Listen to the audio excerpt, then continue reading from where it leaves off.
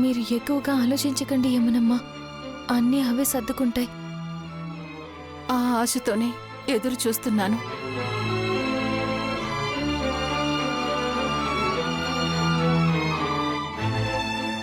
లక్ష్మి, విహారీ పెళ్లి అయిపోగానే నీ జీవితానికి కూడా అర్థం కల్పించాలి. నీ భవిష్యత్తుకు కూడా ఒక మంచి మార్గం వెయ్యాలి. నీ మెళ్ళో తాళి కట్టిన వాడి కోసమే నువ్వు ఆలోచిస్తూ కూర్చుంటున్నావు, కానీ నీ జీవితం గురించి నువ్వు ఆలోచించటం లేదు. అందుకే నీ జీవితం గురించి కూడా నేనొక నిర్ణయం తీసుకుంటాను.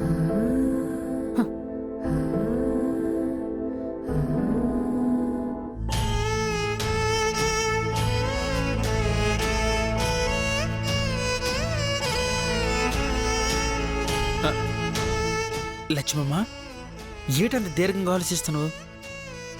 యమునమ్మ అన్నది నిజమే పండు. ఇంట్లో ఎవ్వరికీ ప్రశాంతత లేదు. ఏదో కోల్పోయినట్టు కనిపిస్తున్నారు. 2 కుటుంబాలు కలుస్తున్నాయంటే ఎంతో సంతోషపడ్డాను, కానీ అడుగడుగునా ఏదో ఒక ఆటంకం వస్తూనే ఉంది. పైగా మేము అడవిలో చిక్కుకున్నప్పుడు ఆ అడవి మనుషులు వేసిన బాణం వచ్చి విహారీ బాబు గారికి తగిలింది.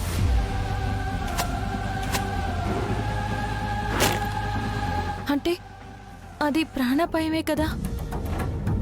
నేను విహారీ గారికి ఎలాంటి సమస్య రాకూడదు అని స్వామీజీ చెప్పిన కుంకుమార్చన వ్రతం చేశాను.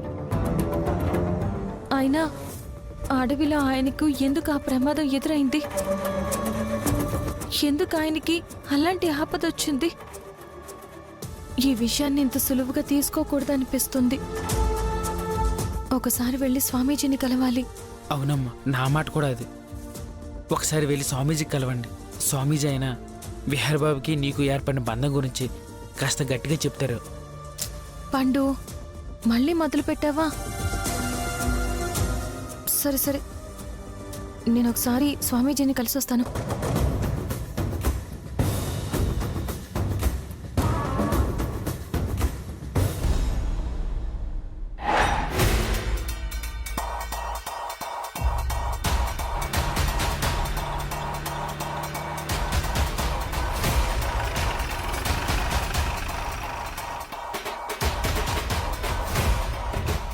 హాయ్ సుభాష్, ఏంటి అర్జెంటుగా రమ్మన్నావు?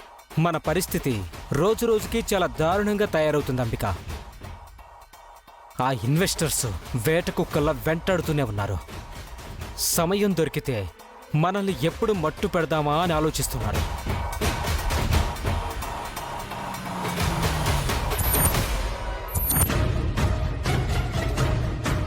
ఇదిగో వీడేరా, చితకబాదండి విన్ని.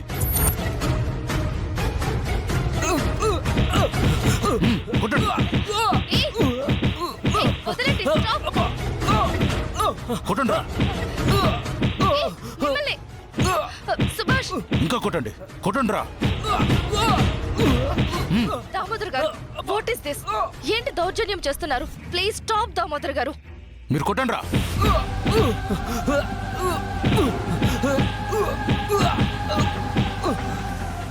దామోదర్ గారు, వాట్ ఇస్ దిస్? దామోదర్ గారు, పెద్ద మనుషులు కాస్త పెద్దరికంగా ప్రవర్తించండి. ఏంటి ఈ చిల్లర పనులు? ఏయ్, ఆపండి రా. చూడంబిక, అవతల వాళ్ళు పద్ధతిగా ఉన్నంత వరకే మేం పద్ధతిగా ఉంటాం. అవతల వాళ్ళు చిల్లర పనులు చేస్తే మేం కూడా ఇలాగే చిల్లర పనులు చేసే స్థాయికి దిగజారుతాం. అసలు మీ ప్రాబ్లం ఏంటి సార్? ఎందుకు మమ్మల్ని ఇంత పగబడుతున్నారు? మీకు తెలీదా? చూడండి, ప్రాజెక్టులు ఇస్తామని చెప్పి డబ్బులు కాజేయడం, తర్వాత ప్రాజెక్టులు ఎగ్గొట్టడం, మీకు ఇదే final warning. Financial year ending వచ్చేసింది. లెక్కల గురించి మీరు నేరుగా విహారికి చెప్తారా, లేకపోతే మమ్మల్నే వచ్చి విహారితో లెక్కలు తేల్చుకోమంటారా?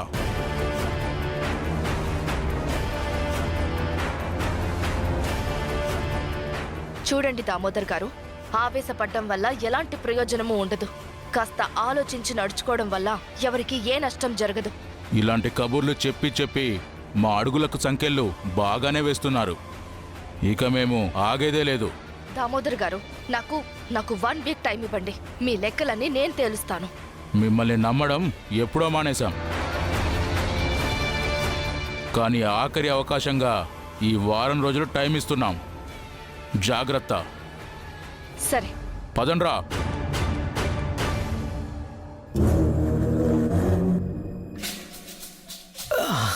అంబిక, ఆడిటింగ్ లెక్కలన్నీ బయటకు వచ్చాయంటే ఇప్పటి వరకు మనం ఆడిన నాటకాలన్నీ బయటపడిపోతాయి. విహారీకి అవి ఎంత తెలియకుండా ఉంటే అంత మంచిది.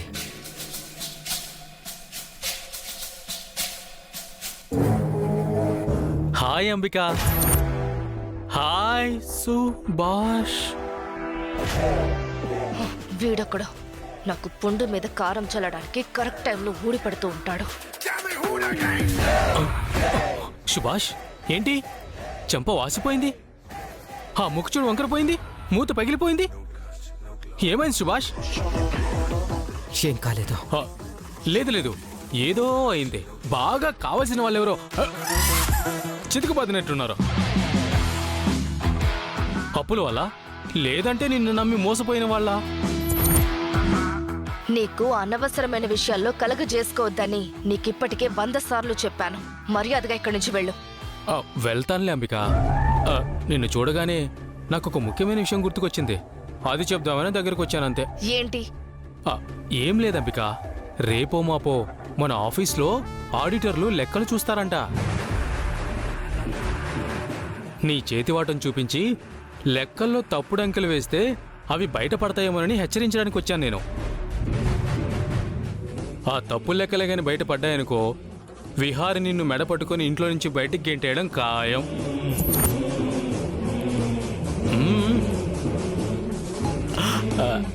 అంబిక, విహారి నిన్ను మెడపట్టి బయటికి గెంటేయడం ఊహించుకుంటున్నావా? అచ్చం అలాగే జరుగుతుంది. బావా, మర్యాదగా ఇక్కడి నుంచి వెళ్తావా వెళ్ళవా? కూల్ అంబిక, అంతగా కోపం ఎందుకు? వెళ్ళిపోమంటే వెళ్ళిపోతాంలే.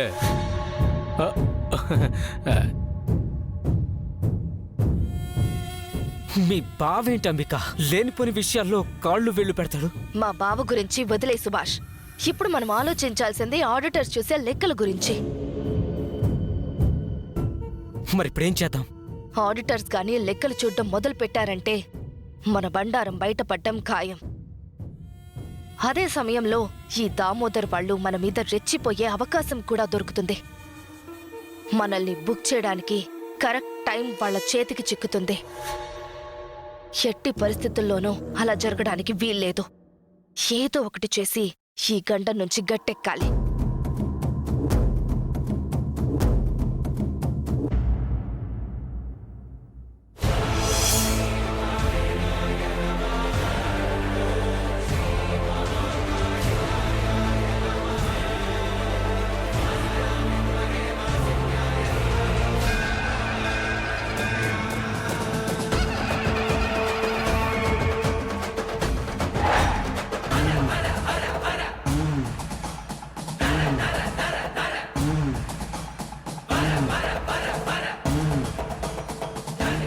స్వామి,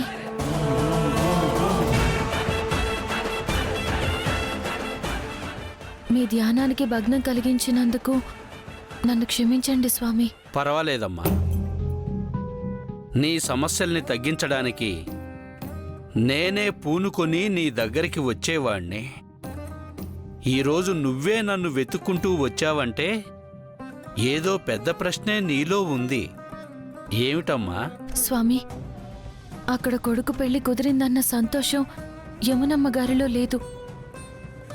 ఒక పక్క పెళ్లి పెట్టి లెక్కాల్సిన విహారీ గారిలో కూడా ఆ ప్రశాంతత కనిపించడం లేదు.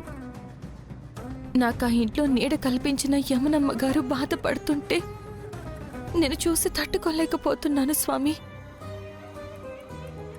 నేను పూజ చేస్తే విహారీ బాబు గారు సంతోషంగా ఉంటారని మీరు చెప్పారు. కానీ ఆయనలో ఆందోళన తప్పించి ఆనందం ఎక్కడా కనిపించట్లేదు స్వామి. ఒక విధంగా ఆయన ఆందోళనకి కారణం నేనే. ఇంతకు ముందు అడవిలో కూడా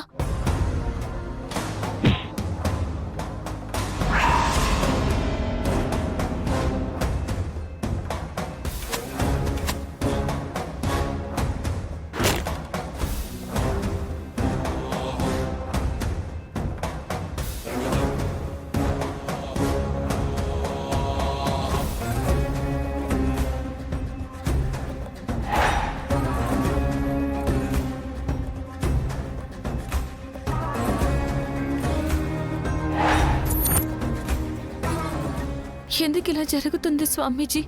మీరు చెప్పినట్టు పూజ చేస్తే అక్కడ ఎవరూ కూడా ఎందుకు సంతోషంగా లేరు? నేను చెప్పినట్లే చేశావా తల్లి? హ, హ, విహారీ బాబు గారు ఆయన కుటుంబం బావుండాలి అని పూజ చేశాను స్వామి. నీ పూజలో తప్పు లేదు కాని నీ సంకల్పంలోనే లోపం ఉంది.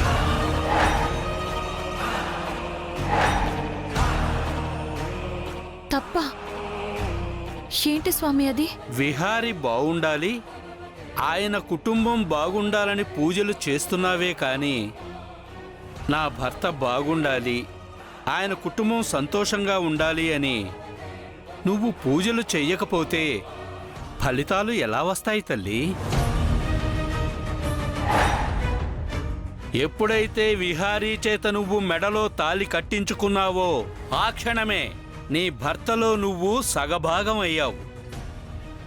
ఆ కుటుంబం నీదయ్యింది. అనుకోని పరిస్థితుల్లో విహారీ బాబు గారు నా మెళ్ళో తాళి కట్టారు.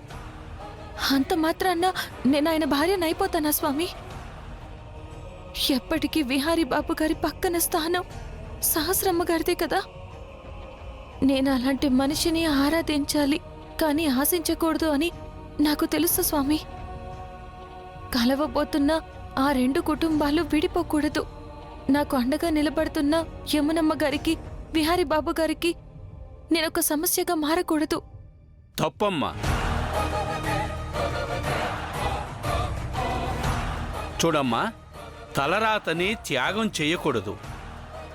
ఆ భగవంతుడు వేసిన బంధాన్ని కాదనకూడదు. మీ మధ్య జరిగింది బొమ్మల పెళ్లి కాదు, ఆ దైవానుగ్రహంతో జరిగిన పెళ్లి. అతనితో 7 అడుగులు వేసి 7 జన్మలకి బంధం పెనవేసుకున్న తరువాత అతనో నువ్వో కాదనుకుంటే దైవసాక్షిగా చేసిన ప్రమాణాలు తుడిచిపెట్టుకుపోతాయా? అక్షంతలు వేసి ఆశీర్వదించిన పెద్దల ఆశీర్వాదాలు రద్దయిపోతాయా? మా పెళ్లి పొరపాటున జరిగింది స్వామి. విధి రాతని పొరపాటని మీరనుకుంటున్నారు. అది చాలా పెద్ద తప్పమ్మా. ఏది ఏమైనా సరే అతని ఆయుష్ని తాళి రూపంలో నువ్వే మోస్తున్నావు. అలాగే అతని భార్యగా నీ బాధ్యతని నిండు 100 ఏళ్ళు నువ్వు మోయాల్సిందే.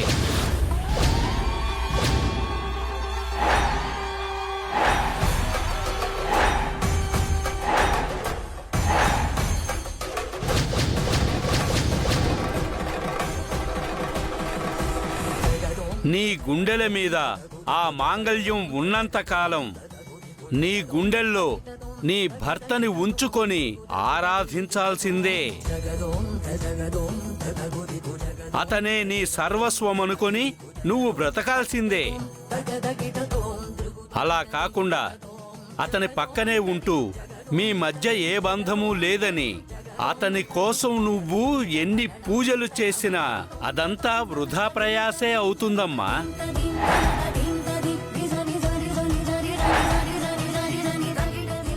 స్వామి, దయచేసి అలా మాట్లాడొద్దు. మీ మాటలు వినడానికి చాలా కష్టంగా ఉంది. నిజం వినడానికి చాలా కఠినంగా ఉంటుంది తల్లి. ఆ నిజాన్ని స్వీకరించడం ఇంకా కష్టంగా ఉంటుంది. కానీ అదే నిజం ఎప్పుడైతే మీ జీవితంలో భాగమవుతుందో అప్పుడే నీ జీవితం సుఖమంతమవుతుంది. తల్లి, నీ మనసులో ఉన్న సంశయాలన్నింటినీ తీసేయి. విహారిని భర్తగా భావించు. అతనితో కలిసి అడుగు వేయి. అతనిలో కలిసిపోయి అర్ధభాగమవ్వు. అప్పుడు ఆనందం మీ సొంతమవుతుంది. అప్పుడు ఏ సమస్య నీ దరి చేరదు, ఏ కష్టము మీ వైపు చూడదు. ఇది నా మాట కాదు తల్లి, ఆ దైవాజ్ఞ.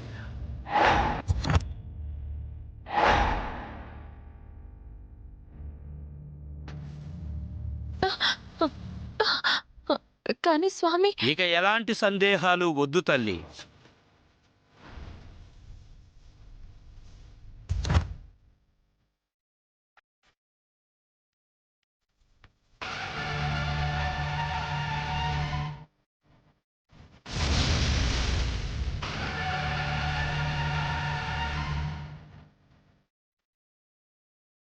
పంచలోహాలతో చేసిన ఈ కంకణాన్ని నువ్వు తీసుకువెళ్ళి నీ భర్త ముందు నిలబడి ఇక నుండి తానే నీ జీవితం, తానే నీ సర్వస్వం అనుకొని విహారీకి అర్ధాంగిలాగా ఈ కంకణాన్ని తొడుగు తల్లి.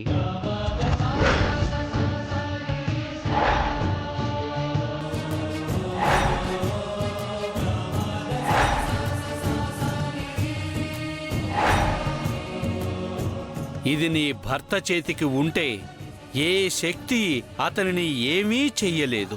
అతనికి, అతని కుటుంబానికి ఇక ఏ బాధ ఉండదు. మీ సంసారానికి ఎలాంటి అవరోధాలు రావు. ఈ కంకణాన్ని తీసుకో తల్లి. ఆలోచించకమ్మా. ఈ కంకణాన్ని నీ భర్తకు తొడుగు. నీ భర్త మేలు కోసమే.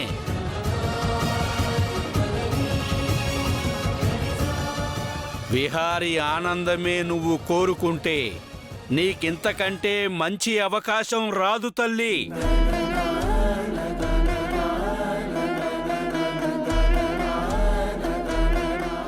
కంకణాన్ని తీసుకో.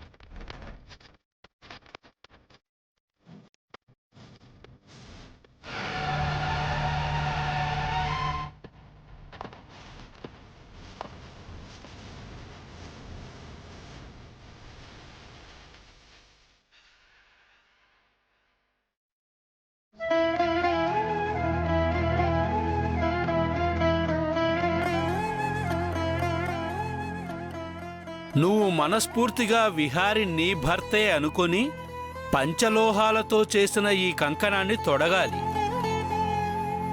అలా చెయ్యలేనని నువ్వు అనుకుంటే ఆ కంకణాన్ని అమ్మవారి పాదాల దగ్గర ఉంచేసి నువ్వు వెళ్ళిపోవచ్చు.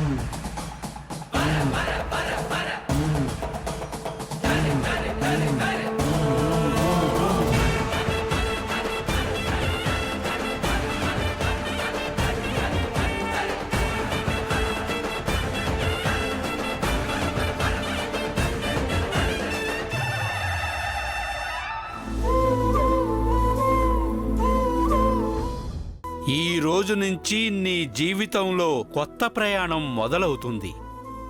అంతా శుభమే జరుగుతుంది.